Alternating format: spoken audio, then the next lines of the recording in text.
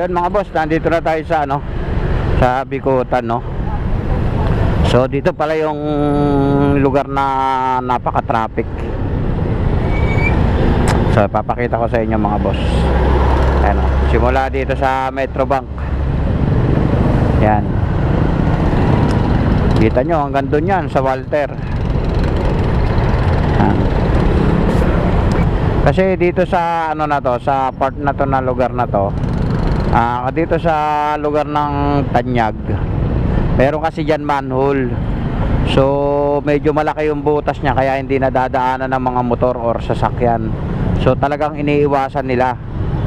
Kaya dyan malakas, kaya dyan dyan talaga nagkaka-traffic yung mga sasakyan dahil dyan sa manhole na yan.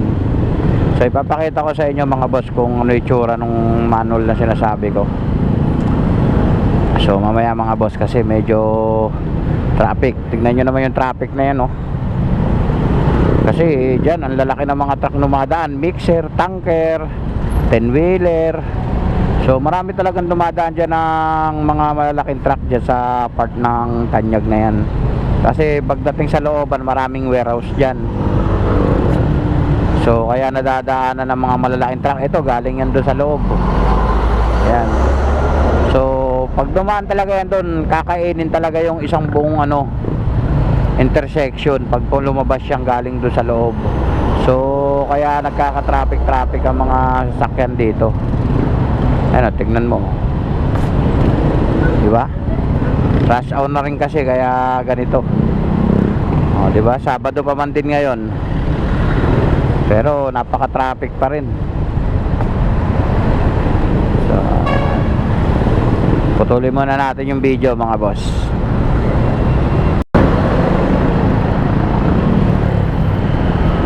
So, di ba napaka-traffic?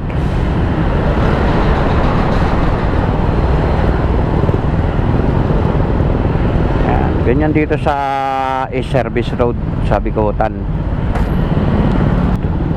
So kung may nililigawan ka lang ano, babae, tapos nakamotor kayo, dito mo idaan yan. Sigurado paglagpas mo rito, sigurado magiging kayo na. Mapapasagot mo rin yan.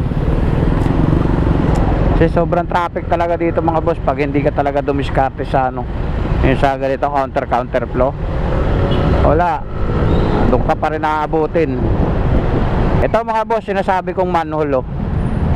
Ayan sa unahan na yan, oh.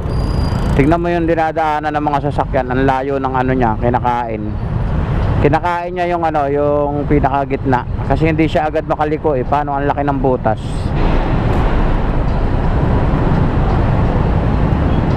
Ayan, dapat yan ang inaayos, tinatabas na yung ano na yan, oh, yung kanto na yan para medyo malaki-laki. So ganun din naman, wala naman pakinabang, no? Tingnan mo, oh. Pati motor ang laki ng kain, no? Nasa gitna na rin siya kumakanan. Oh, yun, oh, sa gitna na kumakanan imbis na sa gilid lang sa may kanto lang. So yan, oh, yan butas na yun. Tingnan mo yung kain ng kotse, oh. Oh. 'Di ba? Ang laki ng butas, pati yung truck, oh, tingnan mo, oh. Ayan, dapat yan ang pinapaayos ng ano, ng mga nag-aano ng mga ganitong sa kalsada. Yan ang inaayos nila.